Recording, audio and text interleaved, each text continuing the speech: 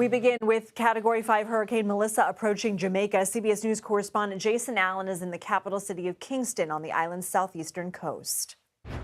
These are probably some of the strongest winds yet, and definitely the heaviest rain yet that has been felt in the capital city of Kingston, Jamaica. We're in somewhat of a protected area right here, and still we're hearing things banging all around us, things moving in the wind, and the way that the infrastructure is here, it really remains to be seen how long some of these buildings can hold up to winds like this. We've been watching some of the buildings that are built here along the waterfront. Typically, this would be full of boats. All of the fishermen along this area have pulled them out.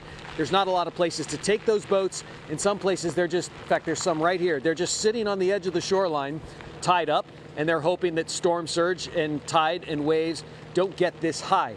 The city this evening is mostly quiet, but we have still seen people out and about. Remember, this is such a slow-moving storm that some of the rain bands have been rotating in here for the last 3 days. People were told to get food to prepare for 3 days at home. Now they've burned through some of those supplies, and so some people today were going back out and finding stores that were open and restocking for the week ahead.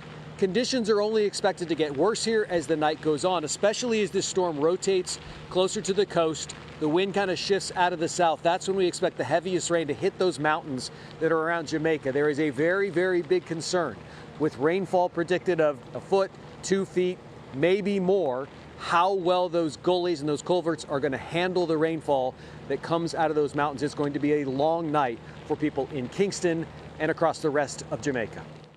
Jason Allen, thank you. CBS New York chief weathercaster Lonnie Quinn is tracking this storm. Lonnie, where is this headed? Okay, as of right now, it's 140 miles or so off the southern shores of Jamaica. All right, here's Jamaica right here. Let's zoom in a little tighter because there's something interesting here. That's the western tip of Jamaica. Here's our storm. Look how it's moving. Looks like it's moving away from Jamaica, and yet we feel very certain it's going to be doing almost like a U-turn. Why is that? We sent hurricane hunters into the storm to collect data so we can be as precise as possible about where it's going. Check this out. We sent a hurricane hunter in this morning, collecting its data. It goes through that eye wall about 8 different times. All right, we come back with the data. Well, they went in again this afternoon so we could have more updated information, except it proved to be too dangerous. They had to spin around and go back to the airport. That didn't happen. So we're still working off of this morning's data. It looks to be making landfall early tomorrow morning, the western tip of Jamaica. It's a Category 5. Now, is it 175 mile per hour winds? Is it 160, maybe 157? It's a Cat 5. It's coming on shore, and it's with the Jamaica for the entire day. You heard the Prime Minister say, we've got to hunker down here for a long period. This is not going to be a quick-hitting storm. That's how you end up getting rainfall totals. He was saying 1 to 2 feet. I'll tell you 1 to 2, if not 3.